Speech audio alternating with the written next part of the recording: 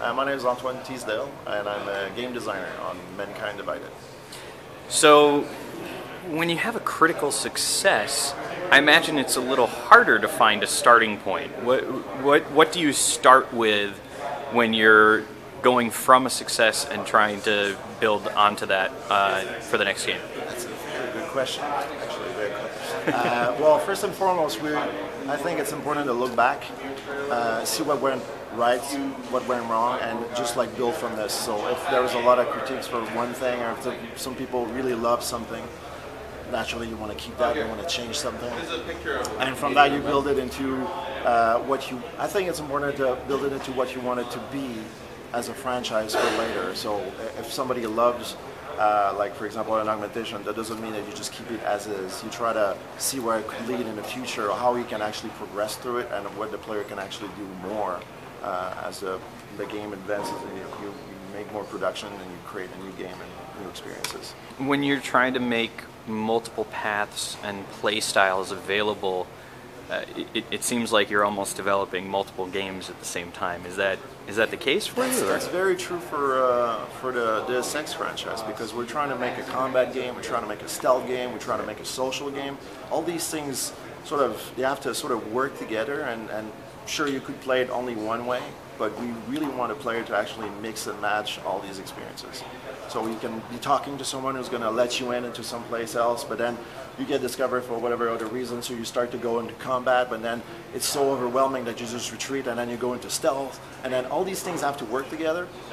So yeah, it's a little bit overwhelming sometimes. We can just it's not just concentrating into one way or the other. And we are a multi-path, multi-solution. You can't just go in a corridor and just hope for everything exploding and everything. You just need, if the guy goes to the bathroom and to the roof, then we need to fill that up as well. So it's interesting to explore multiple ways to negotiate the environment and the gameplay.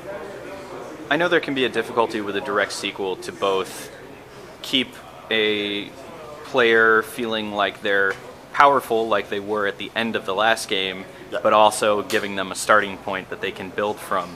Yeah. Tell me a little bit about how you balance that out for Mankind Divided. It's a very that's a good question. It's always a big struggle because yes, Jensen is really powerful.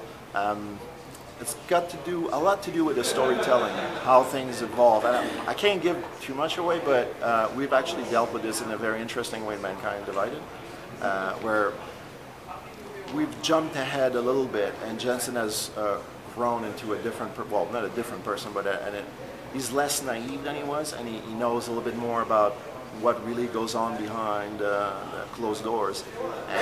And so there are chances of changing things and discovering new things about his body, well, his augmentations, and people that are there to help him or not.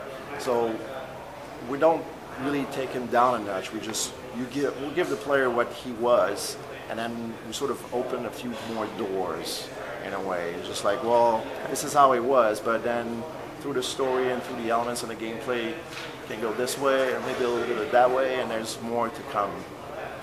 Can't really say more, I'm sorry. Okay. Is there a particular augmentation combo that you really love that you think people should try as soon as they get the game?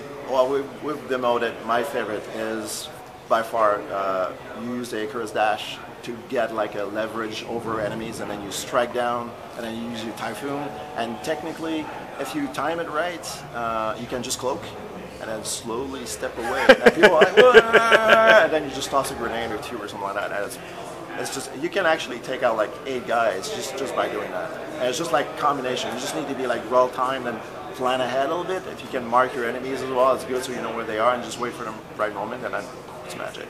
Awesome. I like it.